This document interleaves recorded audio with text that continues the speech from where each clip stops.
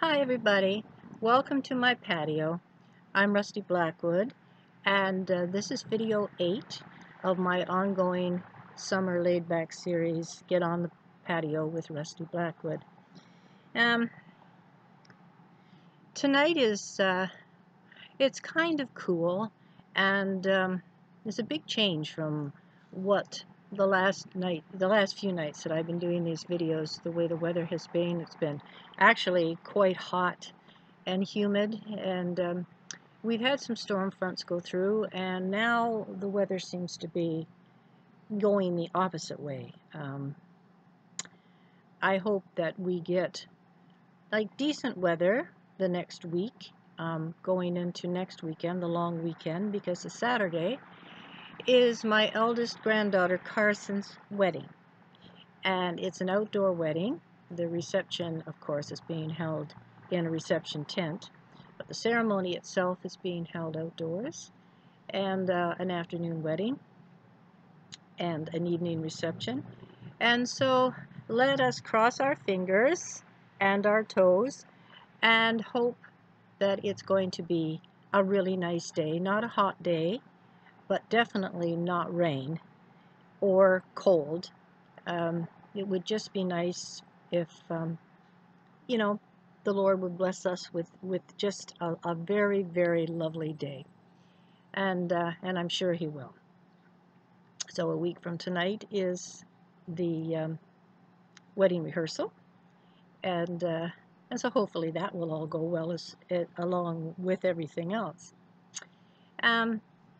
As I had said in my media about tonight's video, I was going to talk about Willow's Walk.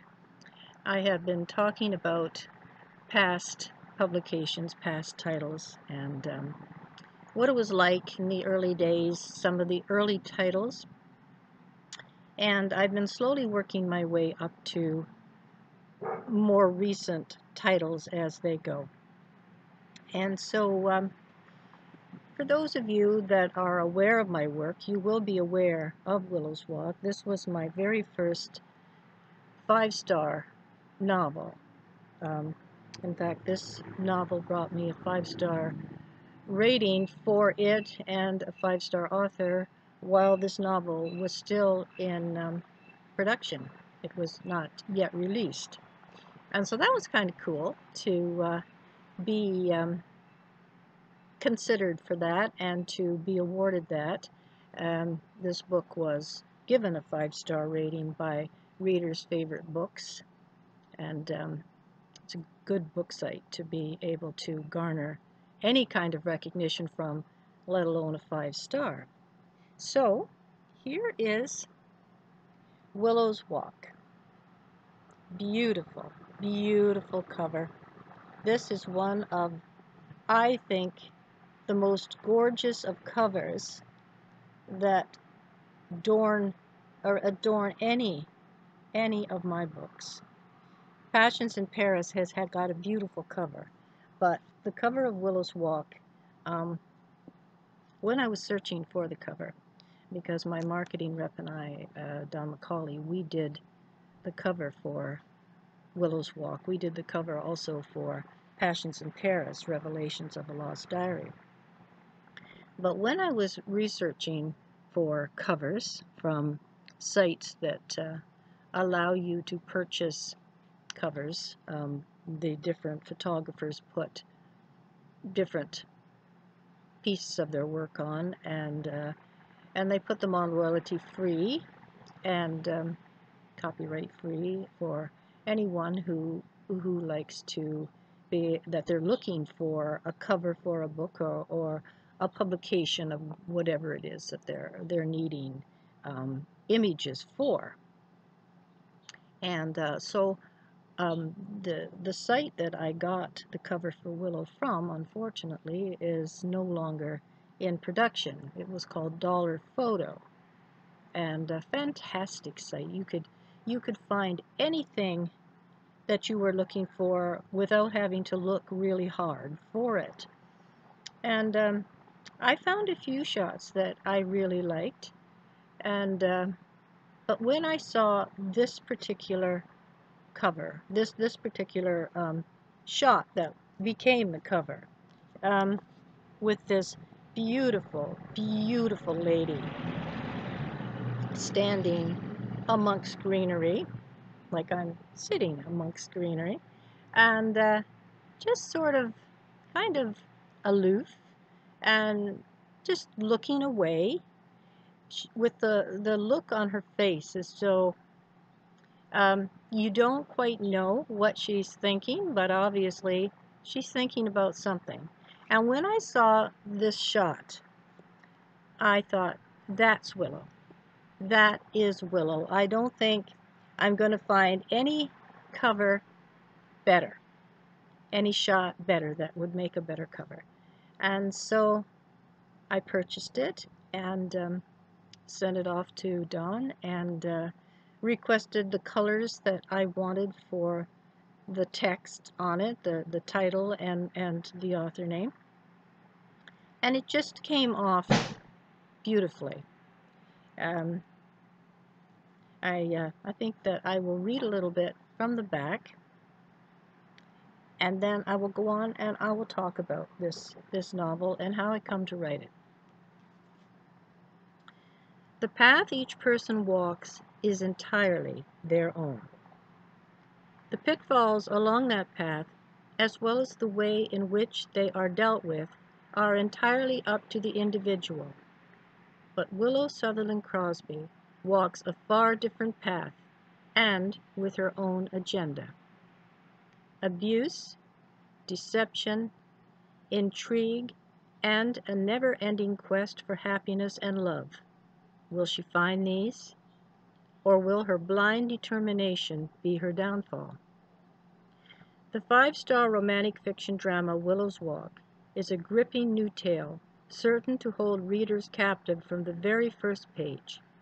Set in the beautiful city of Ottawa, Canada, in 2003, this touching story centers on the life and times of a woman determined to prevail at all costs, regardless of what is set before her, the result of which is certain to leave the reader reeling in its wake. When I was thinking about writing this particular book, I will admit that I did pull from a lot of my life for this book. Not everything, of course. I mean, this is a fictional story with fictional people. But some of the inspiration and the ideas came from a lot of my own experiences in life. Maybe some people would consider me a very headstrong woman, determined, not manipulated, not told to walk the line. And, of course, this is Willow. And so a lot of the characteristics of Willow, the way she perceives things, the way she goes about things, I guess that is me. The story of what happens to Willow, I have not experienced, nor would I want to. Part of it I can relate to. Some of the situations I can definitely relate to because I did live them in my own way. Willow is not an account of my life, but she is based quite a bit on my life. I think in this day and age with computers are great for so many things. I don't know that even I would want to go back to not having one. I do admit, I think as pleasurable as they are, and as handy as they are with all the different things that you can do with them, they really have put a ton of people out of work that otherwise would still have their jobs today if it wasn't for a computer. But putting that aside, the pleasure of having a computer allows, the world is at your fingertips. The world opens before your eyes on the screen. And you can go anywhere in the world at the snap of a finger. And a lot of those places you can go are not always the safest, definitely not the best. Chat rooms can be a cesspool of danger, lurking, just waiting for someone naive enough to believe the people that they encounter, divulge things that you should never ever do in a chat room. You never ever use your real name. You never ever tell anybody anything, excuse me, any personal things about you, about your life, where you live, anything. In a chat room, you use a persona, and you can talk about things that actually happen in life or what's going on at the time,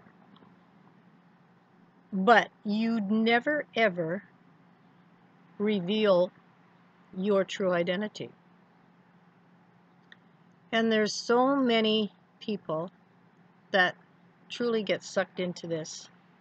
They believe people that come in there, they believe whatever somebody is saying, whatever they're claiming to do, whoever they're claiming to be. And there's a lot of people, in the end, can become very, very hurt, emotionally and physically. And regardless of how many times people on the news, people in the know, tell, especially young people, not always young people, sometimes that people get involved that are more than old enough to know better. But, regardless, sometimes, you're in the frame of mind where maybe you're more impressed, you're more easily led, and you can be pulled into believing things that, your better judgment would have never allowed. But it happens, and it continues to happen. And there are predators in these places that are waiting, they're lurking, they're waiting for just the right time to strike. When somebody vulnerable comes in, regardless of the reason they're there. A lot of people go to a chat room simply for company and for the entertainment of the back and forth banter that goes on in these chat rooms. And so I spent my time in chat rooms, one in particular. And so when I wrote Willow's Walk, I decided to pull from that experience. And because Willow, because of circumstances that happened to Willow, she finds herself desperate for company. And the company that she finds on the other side of a computer screen. And so throughout the book, you find the results that happen to her because of who she encounters in this chat room. Now, I'm not saying that, you know, they're bad, they're all bad. They can be very enjoyable. What I am trying to point out is what can happen. And very often it does, and it continues to happen. And it's the same thing as saying, oh, well, you know, the old saying, never happened to me. Well, hopefully it never will. Yet no, you hear of it all the time. People being lured, children being lured to playgrounds, being lured to meet in out-of-the-way places. I have met a few people that I met initially online, and they were fine, upright, upstanding people. But I always made sure that when I met them, I did not meet them alone or in a secluded place. It was always in, you know, a restaurant, in a public setting where, you know, if anything were to happen, the chances of you having assistance or help is right there. So with Willow, she becomes involved with a very young man, much, much younger than her, just incredibly younger than her, but it is because she, at this point in time, she is so depleted and devalued in the way she perceives herself because of a bad breakup and what's going on after the breakup, and the husband trying to bring her grief and just vindictive, and so, and of course the way it affects Willow is it just goes on and on and on to the point where Willow is becoming ill and she's becoming more vulnerable. And as the story progresses, there are so many things that happen until it just ends up bringing it to the very dramatic end that happens. And I leave it very much to the reader's imagination as to what is really going to become of Willow. After you read it, I think everybody has their own, comes to their own conclusion about the possibility of what might happen to Willow. In some ways, the way it ends up for Willow in the book, in some ways it's joyful, but there's that uncertainty that's hanging over her head that is there. It will forever be there, and she just hopes that the powers that be will be kind to her. And so I'm going to read a little bit from Willow's Walk, and I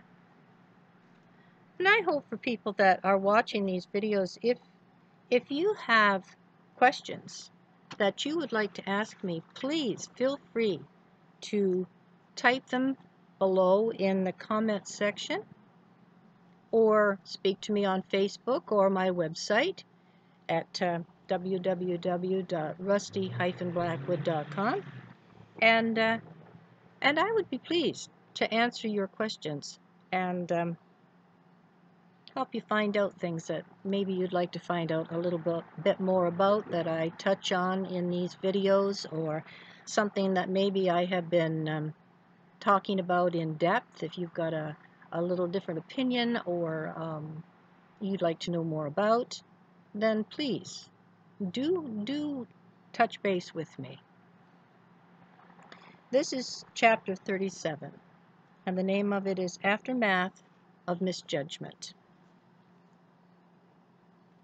The ceiling fan above Willow's bed, having not been turned off before the hydro had been lost, again rotated in its normal manner, sending a welcoming breeze to the occupant below, and causing soft ripples to move across her immobile satin-draped form. It was late morning, but the bit of coolness that had been in the room was quickly fading. Even the speed of the fan could not halt the rise in temperature. The noise from the street carried through the open window along with the chirping of a few zealous birds. Their song was cheerful, picking up in volume as if in effort to soothe the sleeping woman on the bed, or possibly rouse her. The outside activity continued as Willow opened her eyes. For a moment she lay still, gazing about in wonderment of where she was. Finally she stirred, but it was a painful effort to do so, so she remained still as the ache in her body worsened. What on earth? Willow thought, in question, trying her best to remember. She hurt. Every muscle in her body cried out, demanding to know what had happened and why they felt so wretched. She again tried to move, but she felt like a mannequin, stiff, unable to function as she continued to wonder what had happened to her, why, and when. Finally, pushing the sheet aside, she managed to sit upright and swing her legs over the side of the bed, where she let them dangle until the stalled circulation began to move. She rubbed them, and as she did, she noticed dried remnants of blood on both her inner thighs. "What in hell?" she voiced aloud, wincing with the pain the movement brought. Fear gripped her insides as to how the blood had gotten there, while she racked her brain, desperately trying to remember what had happened. Her left cheek hurt. Her lower jaw ached unmercifully. It was an effort to even open her mouth, and she demanded answers. But first she needed to get to the bathroom. Stumbling as she stood, her body fell against the wall. As it did, her hand landed upon the light switch, forcing it upward. Light instantly flooded the room. It actually startled her, for it was the last thing she had expected, making her wonder what was going on as she gazed about in total confusion. The journey to the adjacent bathroom seemed an eternity to make, each step feeling as if she were carrying an enormous weight on her back, crushing her down, demanding she give way beneath its ensuing pressure. This encumbrance was not the only area requiring ratification, for in the next instant she was leaning over the toilet bowl with an overwhelming need to throw up. Half-digested stomach contents hurled into the bowl with such fervor that water exploded upward, dousing the front of her legs in her own vomit, while urine trickled down her thighs, removing a portion of dried blood as it ran. Suddenly her entire insides felt as if they were giving way, tumbling downward in a frenzied need to flush away what had happened. Her legs gave way.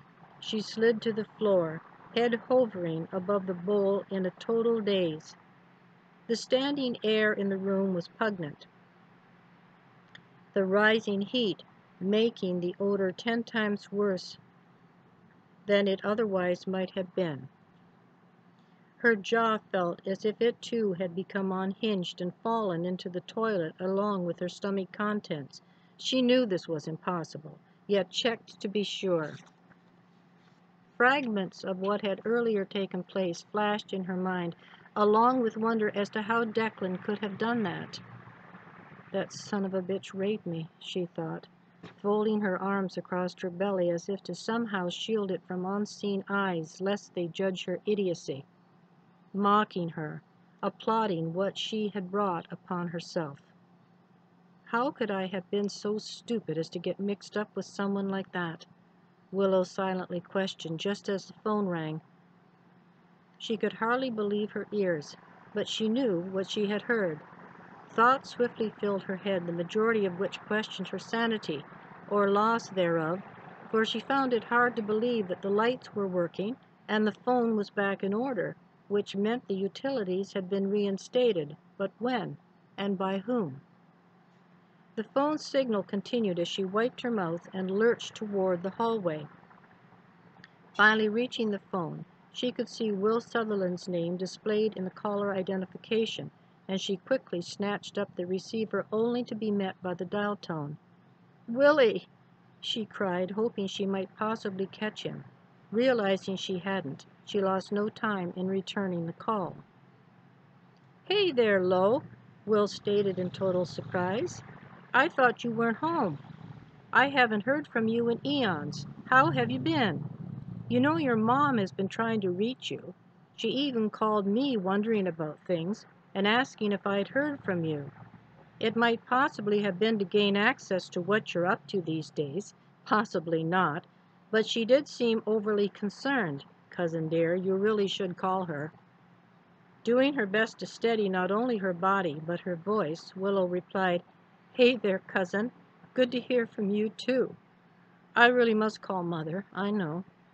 When it comes to correspondence, I'm terrible. You, more than anyone, should know that, but—" Her voice trailed off before she could divulge the reason no one had heard a word from her as she thought, "Should I tell him? There's nothing he can do anyway. No sense upsetting him," before she continued, "Sorry to be so out of the loop with everyone. You know that Jonas and me have been having issues for quite a while." She again stopped, her eyes gazing about as she absorbed the obvious fact that Jonas must be responsible for the freshly engaged utilities. "Must have had a change of heart," she mumbled to herself, but her intent of speech had not gone unheard by her husband, by her cousin, for in a hurried fashion he asked, "What's that you say?" Willow, realizing he must have overheard, replied, "Oh, I was just thinking aloud. Nothing to be concerned about. How is your grandson these days?" Will Sutherland was nobody's fool, and when it came to his favorite cousin, he was even more in tune. As he answered, "Fine, thanks. He's here today, playing with his toys at the moment. You were talking about a change of heart. Whose heart might you be referring to? Jonas's or your own?" Knowing full well he could read her like a book, Willow replied, "I wasn't referring to anyone in particular. It was just a figure of speech." Will would not be put off. Besides, he sensed something off within her voice as he said, "This is me you're doing your best to fool, Lo, and it isn't working. Something is going on. What's the matter?" The conversation had become more intense than Willow had planned. She didn't want to drag her cousin into something that she herself must bear the brunt of. It was her problem, whether she had asked for the extent of which had come from it or not, but she must be the one to deal with it, however that might be. The remaining contents within her stomach begged release, but she paid them no mind. Taking a deep breath, she replied, "Nothing is wrong. Really, I think I might have caught a cold. As odd as that sounds with the outrageous temps of late, but you know how that can affect you, especially if the heat already has you tired out. I'm just going to go back and lay down. In fact, that's where I was when you called. Took me a while to get to the phone. Anyway, things are looking up between Jonas and me, and I'll be sure to give Mom a call, but right now I'm—" She had to stop. She had become so lightheaded she could no longer stand. Suddenly she felt a warm sensation moving down her inner thighs, making her think she must have wet herself, but gazing down, discovered blood trickling toward her knees. Before she could utter another word, she felt herself falling. The receiver remained in her hand, and as she collapsed, the base of the phone went with her. She lay on the floor whimpering, unable to move. Will couldn't help but hear the commotion. He instantly called into the receiver, but no answer was returning. "Lo, what's going on? I heard a noise. Are you there? Willow, answer me!" Willow opened her mouth, but had no strength to call out. Will again fired his concern into the phone, but to no avail. He knew something was terribly wrong, and he lost no time in putting through a call to Jonas Crosby. And so, Willow continues onward. And to find out a little more about what actually happens to Willow, you're going to have to get yourself a copy and find out. Nice segue there, eh? But, I mean, how do you talk about your work and without sounding, I don't know, as though you're tooting your own horn, you know, or you're patting yourself on the back. But I am proud of the work that I produce. Willow's Walk, I still have very, very many people tell me how much they enjoyed Willow's Walk. And that's great to hear. If you go to my website, open the Willows page at the top, and you can find out more about Willow's Walk, and you can read all of the different reviews that are there for Willow, and get a kind of an insight from how other people perceive Willow and perceive the story of Willow's Walk. Willow's Walk originally came out in 2015, but I put it out a little bit too soon, actually, because I mean, I had lost my mother in September 18th of 2015, and I had been writing Willow. I had been, you know, pretty much had Willow, I would say, 3/4 done when my mother passed, and there was an awful lot of pressure on me to get it out, you know, get out your second novel, because it helps to shine more light on your first novel.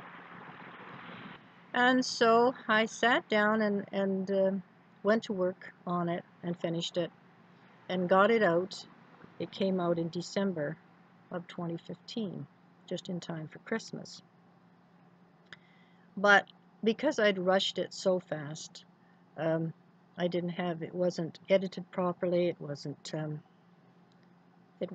proofread properly, and after the fact, I saw some mistakes that were too serious to leave there. I mean, most readers, when they read a book, they're reading for the enjoyment of the story, but there are some that actually realize if they've spotted a grammatical error or whatever. And as I've said before, the author's name is on the cover, and that's what you're judged by, and I was not going to leave it at that.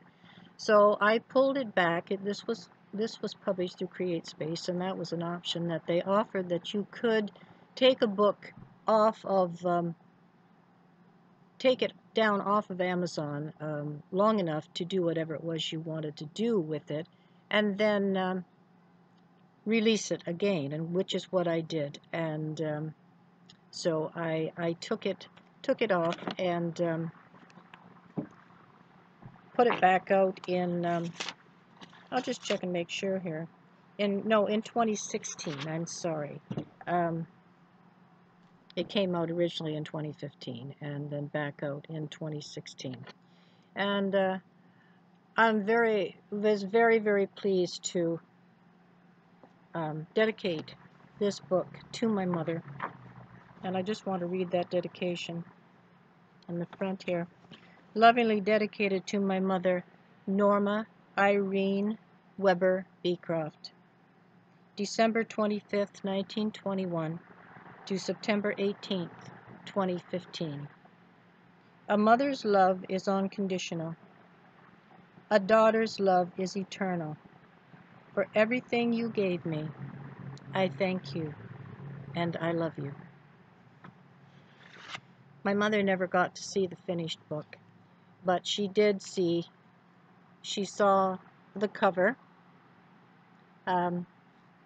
which she liked very, very much. I had my laptop with me when I was up, because I spent so much time with her in the last months of her life, and I did have the cover. We had derived it, the proper cover, and that was the cover that we were going to use, and I had a copy of it on my computer so I could show her, and I did, and she thought it was just okay, Carol. She thought that was really, really nice.